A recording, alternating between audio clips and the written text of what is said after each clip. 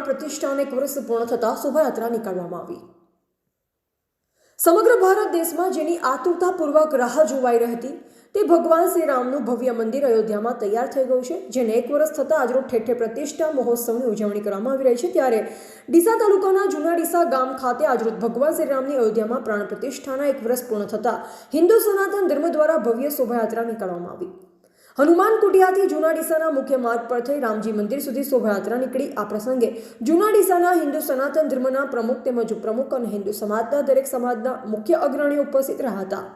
જૂના ડીસાની હિન્દુ સમાજના ભાઈઓ બહેનો આ શોભાયાત્રામાં જોડાઈ ધન્યતા અનુભવી હતી।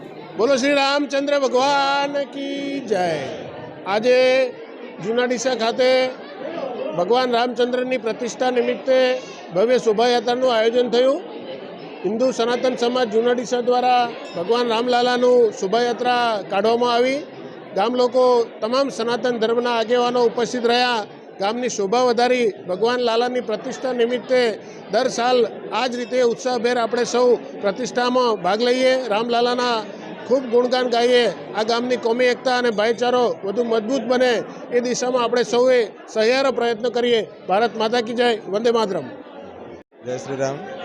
આજ રોજ ભગવાન રામની પ્રાણ પ્રતિષ્ઠાને 1 વર્ષ પૂર્ણ થતાં જૂના ડીસા મુકામે સનાતન ધર્મ દ્વારા અને કાર્યકર્તાઓ દ્વારા આજે ભવ્ય શોભાયાત્રાનું આયોજન કર્યું અને ગામની અંદર ખાસી સેંકડોની સંખ્યામાં લોકો જોડાઈ અને ભગવાન રામની શોભાયાત્રા છેક રામજી મંદિર સુધી લાવી અને પૂજા આરતીનો લાભ લઈ બધાને પ્રસાદ વિતરણ કરવામાં આવ્યું।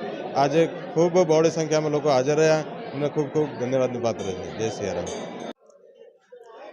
મારું નામ શ્રદ્ધા મોદી। આજે હનુમાન કુટિયામથી અમે શોભાયાત્રા નીકળી, એમાં અમને શ્રી રામનું પાત્ર કર્યું, અમને બહુ જ આનંદ થયો।